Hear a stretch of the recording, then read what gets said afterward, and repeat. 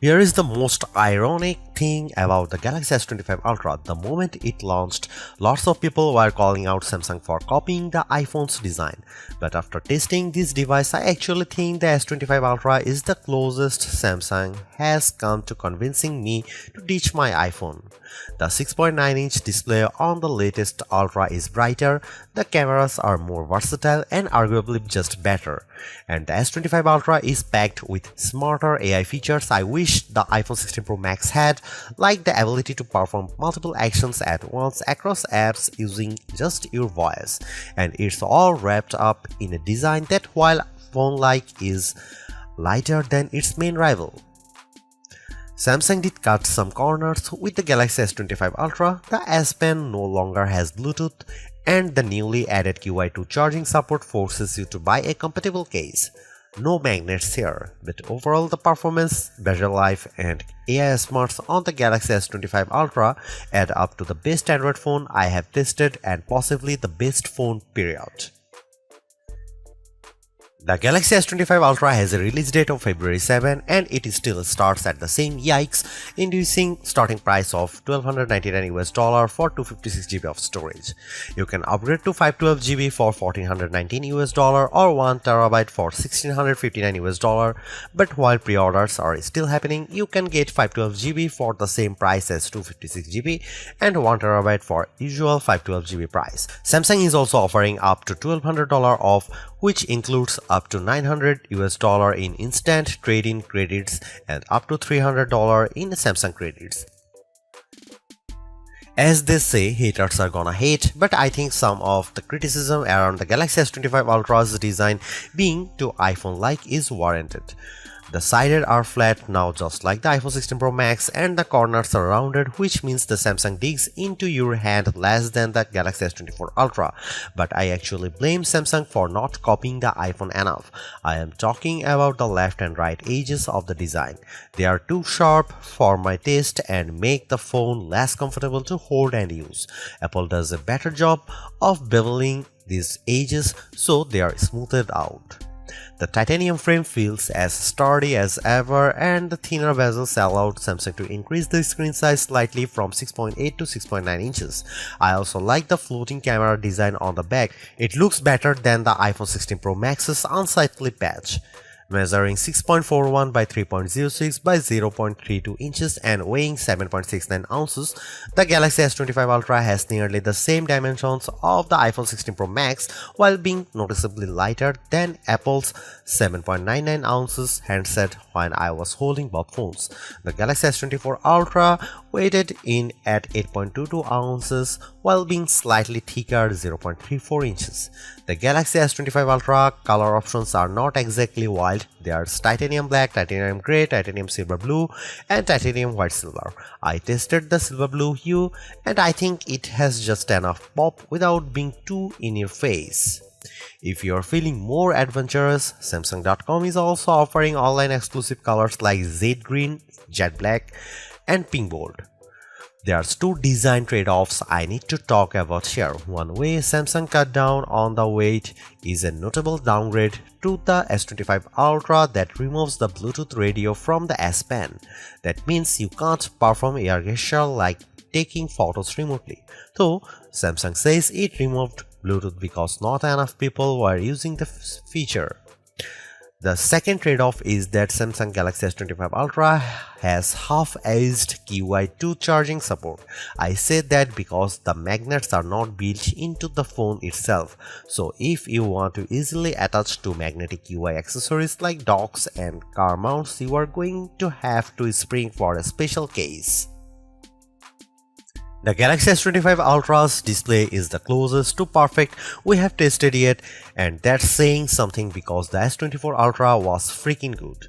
The size has grown from 6.8 to 6.9 inches thanks to slimmer bezels, and that makes this an even more immersive canvas for movies, games, and more.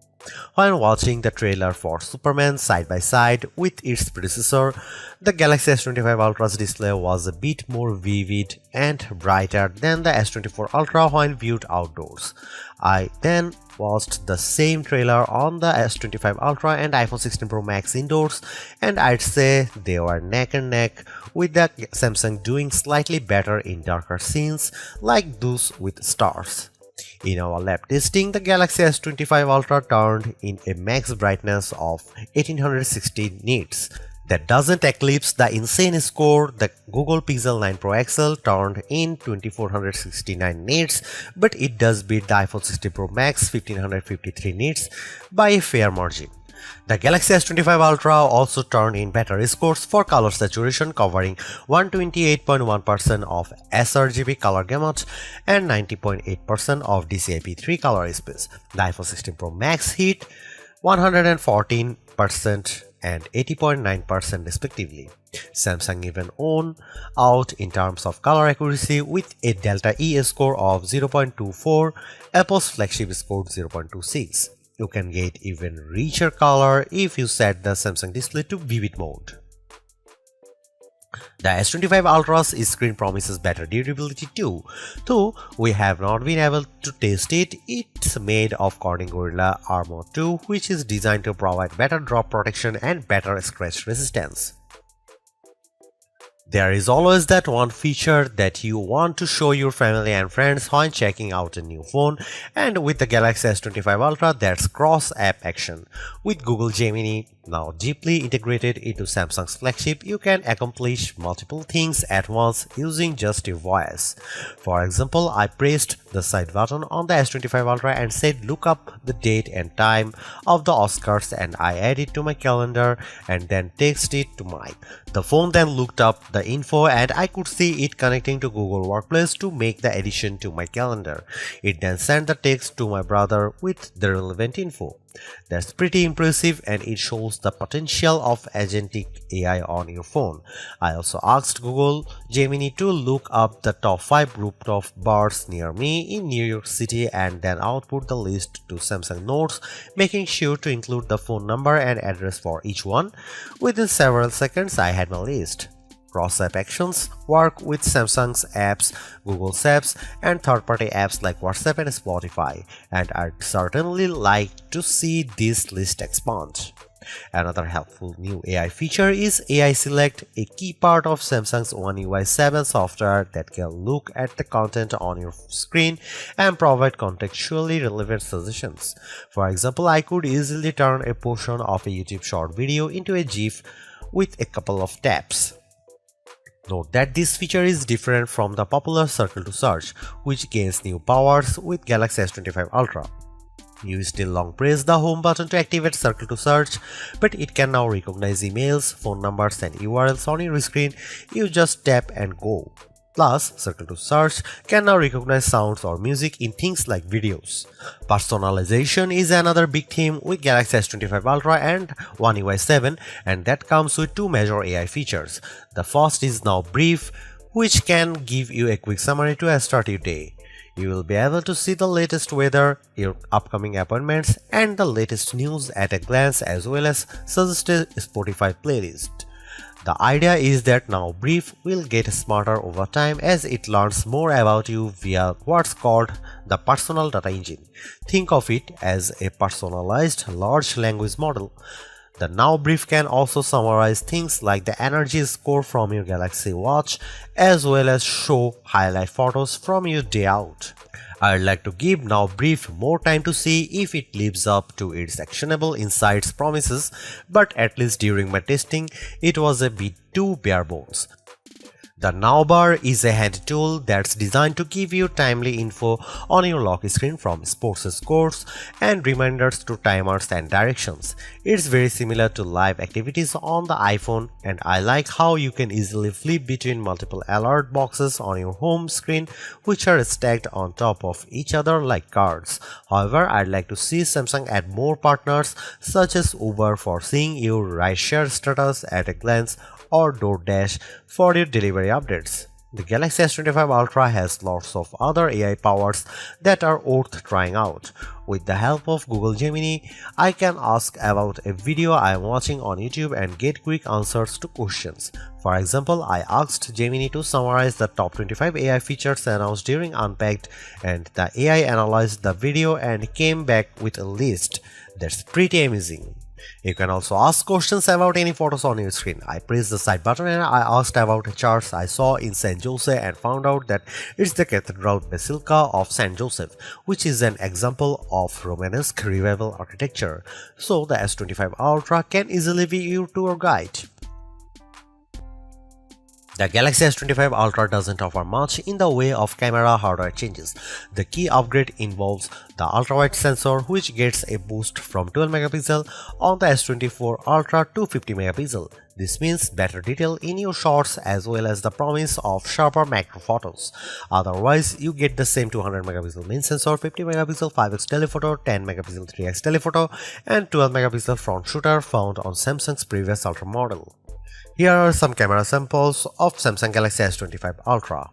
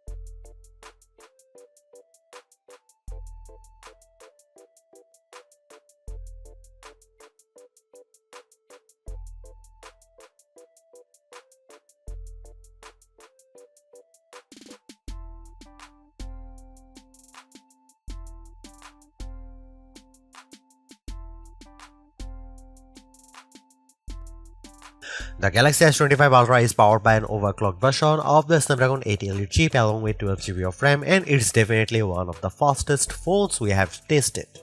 I flipped between over a dozen open apps, constantly dipping in and out of Chrome, Spotify, Photos and more, and the S25 Ultra remained silky smooth under pressure.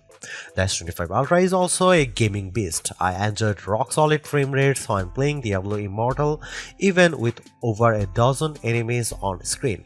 When I unleashed my undead minions on some overgrown spiders while also brandishing my treasure, the gameplay remained fluid.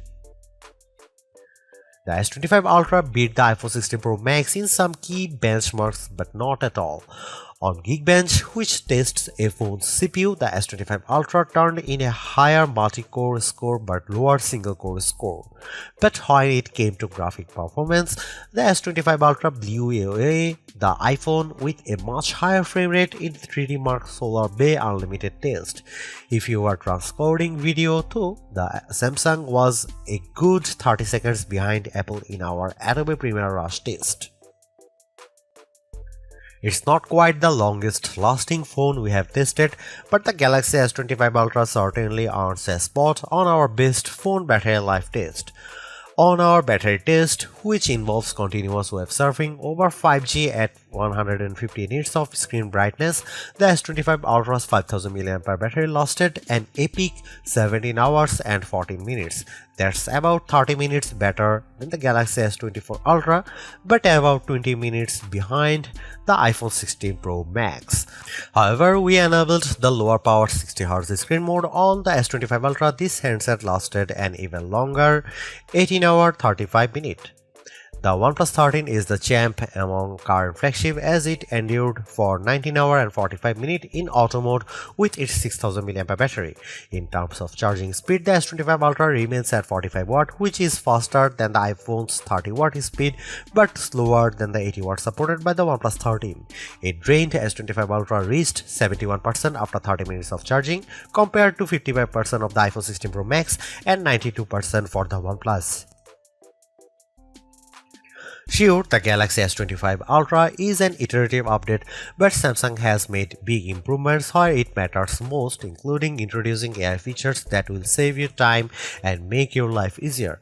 The ability to perform actions across multiple apps at once using your voice has the potential to change how we interact with our phones forever. But it's clear that Samsung needs to add more partners both for this AI agent feature and for things like Now Bar. I am less impressed with the Now Brief, and I wish Samsung had included QI2 magnets in the phone itself so you didn't have to buy a case to connect to magnetic accessories. But overall, I really like the Galaxy S25 Ultra. Its AI smarts, vivid display, mostly top-notch cameras, super smooth performance, and long battery life add up to a very impressive flagship, so impressive that I am tempted to switch to Android myself. Thanks for watching, see you in the next one.